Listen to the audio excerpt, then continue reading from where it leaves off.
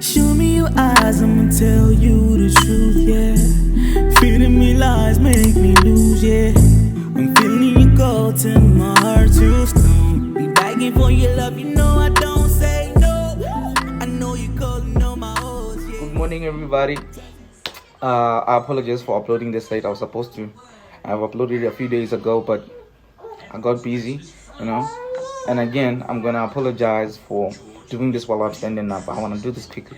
It's an informal one, but I'm still gonna be speaking things, right?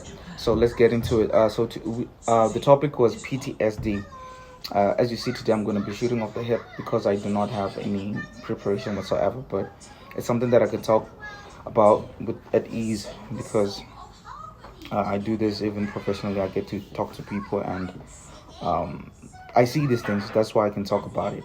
So the topic was PTSD, and my argument or the status that I posted was saying that I've noticed that even much younger people between the ages of 0 to 18 and older people, right? But usually, okay, let me try and break it down smartly.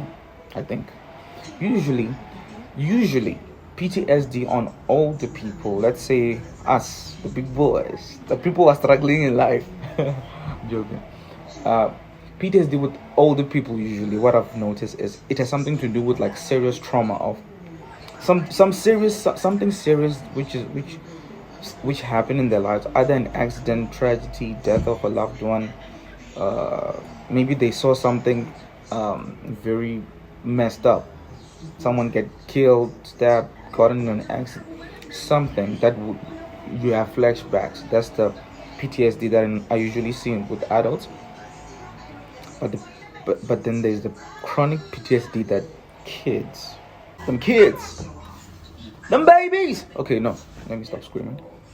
Okay, let me not say kids. I don't want to be disrespectful to nobody, but let me say younger people. By younger people, I would assume, I know this, from 0 to 18. You're young, hella young. When I was 21, I thought I was a grown-ass man. I was a child.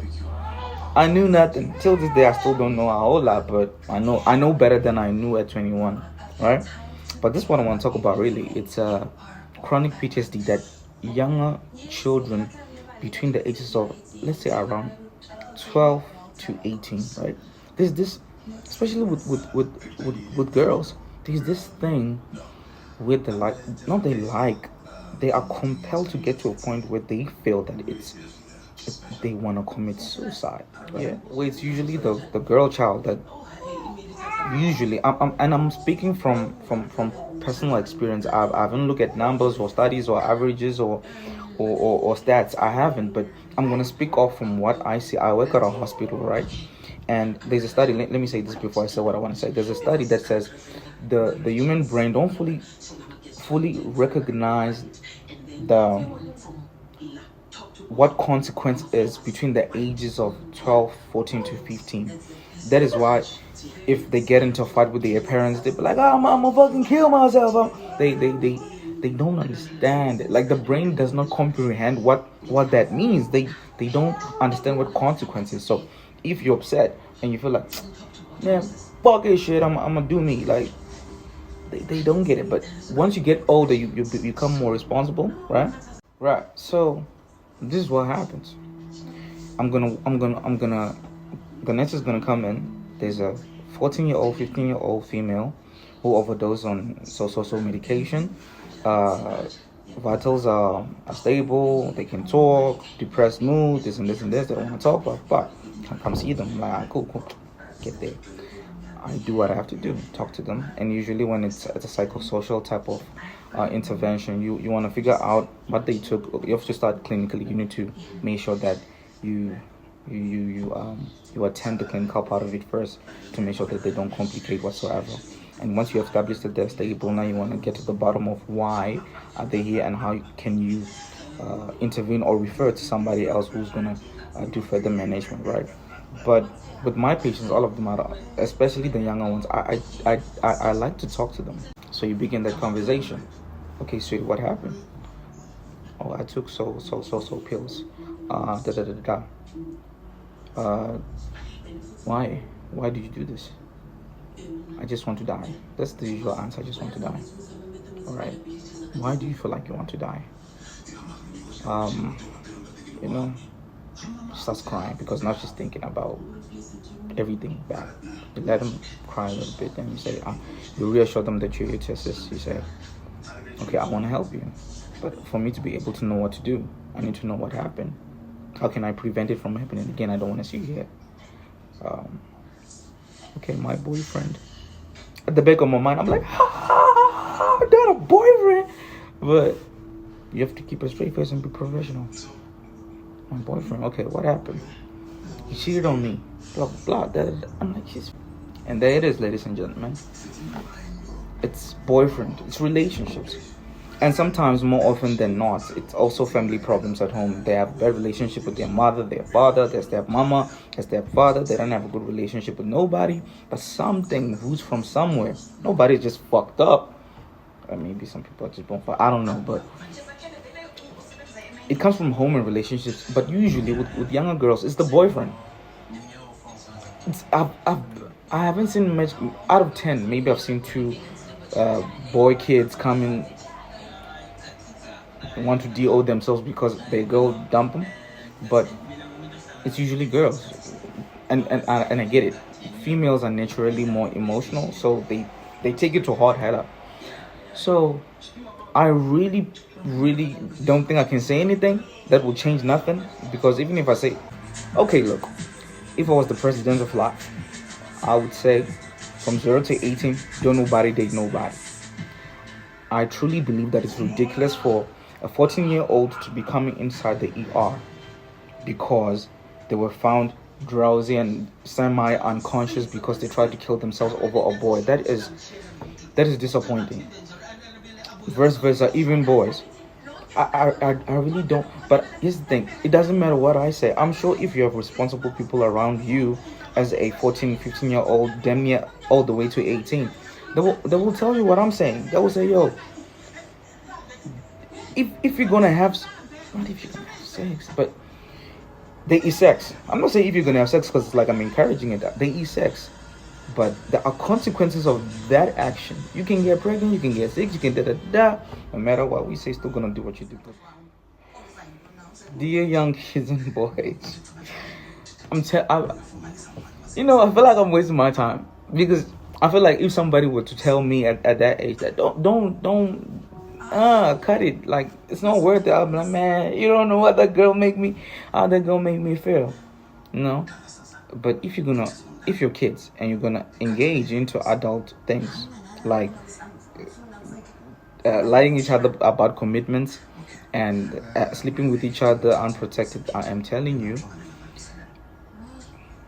you're most likely going to either get pregnant if you're not using protection, or you will contract sexual transmitted diseases. Simple as this. So be aware of these things. So if you're gonna do it, which I know you are, protect yourself. Okay, I'm about to conclude, right? The only time I'll understand, well, I do even understand right now, is just that I would rather tell you what it is, but when you're older, an older person is complicated a bit, because you cannot tell a 25, 26-year-old to say, no, leave him, it's not worth it. Nigga, what are you talking about? This is an adult. They can make that decision for themselves, but them kids, it's different. They think they know what they're doing. They actually don't. So the only time I would really say I understand is you're 25, right? Okay, let's talk about this. You're 25, 24. You have a stable job, right? You're responsible for yourself to some degree. Then there comes this man into your life. There comes a woman into your life. They seem to be also stable as you are. They seem decent. They seem cordial. They seem like they're a good fit. You guys are adults, and you guys date. You talk about serious stuff. 5 months go by. A year goes by. 2 years go by. Everything is good. And then you find out on the 3rd, 4th year that this man has a wife somewhere else. If you lose your shit, I understand. Or you're a man. You take this woman, you change her life. Maybe she had the world write her off. You say, hell no. She's beautiful. Let me talk to her. Take her out of the bundles, bring her to the city life, you change her life, take her to school, you make sure that she's all set. She can handle herself, right? And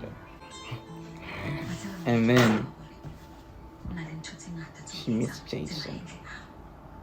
You know how I move. No, I'm joking.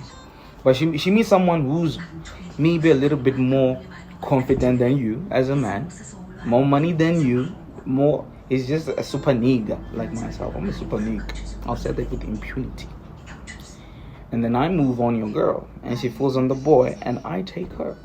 Mind you, you've invested maybe 4 or 5 years into this, and all your resources to a woman who's just gonna leave you for another man who's better than you in every metric of society. I understand, my dog. I would understand. That is why it's. I feel like this thing is complicated, dog. Yo. I'm not even gonna go here, but I feel like at least let's try and be better when it comes to filtering who we're dating, because sometimes the signs are there. We just yes. So there it is. I was just like, this is. I know this is not the most cleanest video I could make, but this topic I don't like. I didn't invest much into it because I knew that the target audience here is it's younger people, and they're still gonna have sex anyway. They're still gonna get heartbroken anyway. Still gonna try and kill themselves. Now I'm just saying it because I see it, and if you see this somehow and you're aware of it and it helps you, even if it's just one little girl or one little boy, yo. Next one, the next topic I'll be talking about boys. You need to be a king, my dog. This thing of you simping. I'll get into it. Let me let me not get into it at the moment. I'll make a proper formal segment for while I'm talking to younger boys and all this, and how to create yourself to be a man of value in society. You don't have to be everything, but you can be a man of value to your life and to the people around. All right, these are my final thoughts. Tap it away, Mary, Joseph, good guy. Don't do this to yourself, man. You're kids.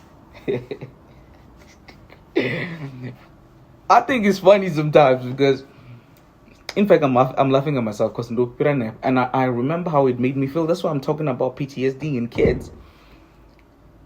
There's this one girl. How can I? You see? Let me stop.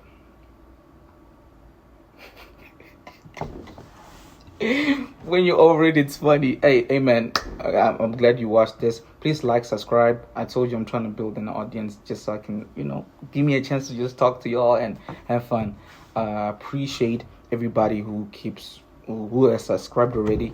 It makes a difference. And comment, like, hit me up. Let's all have fun. Let's dance and let's stop crying.